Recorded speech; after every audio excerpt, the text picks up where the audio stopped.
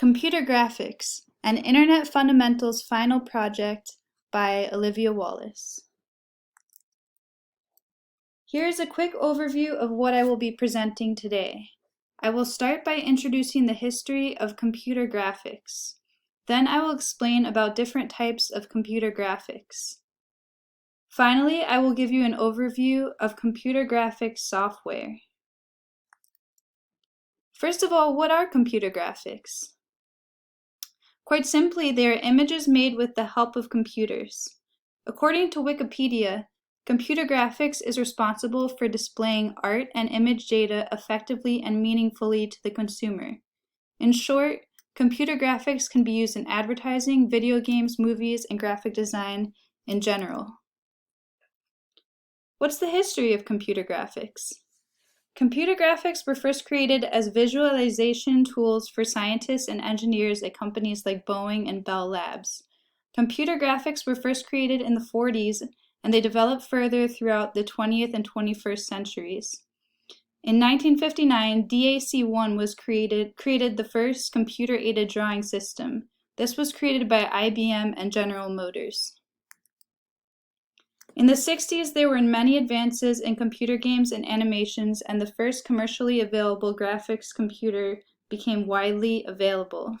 Throughout the 70s and 80s, this technology continued to advance. As more and more people got personal computers, this technology became more available to the individual consumer. Throughout the 1990s and 2000s, computer graphics became ever more sophisticated. Companies like Pixar made increasingly realistic CGI graphics, and by the 2010s, many computer-created graphics became photorealistic, meaning that they are virtually indistinguishable from what can be created in traditional photography or what the eye naturally sees. And as you can see in this slide, there's a 3D graphic from the movie The Bug's Life, and then there's a photorealistic graphic made in 2015. Now let's talk about types of graphics.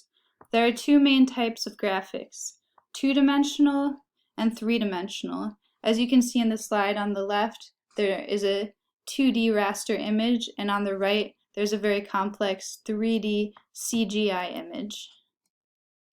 First, let's talk about 2D graphics. I'm going to talk about two basic types of 2D graphics, raster and vector. Raster images are made up of bitmaps of pixels. One example of a software program used to make raster images is Adobe Photoshop. Vector images, on the other hand, are mathematical formulas, which means that they can be scaled to any size. Illustrator is an example of a vector image program, and as you can see in the image, the one on the left is vector, the one on the right is raster. It becomes what you would call rasterized if you try to scale it above a certain point. Now I'm going to talk a little bit about 3D graphics. CGI stands for computer-generated imagery. It is used in movies, video games, and printed media. Technology has accelerated to the point that very photorealistic CGI can create realistic virtual reality worlds. There are many types of software used in the creation of 2D graphics, which I'm going to talk about first.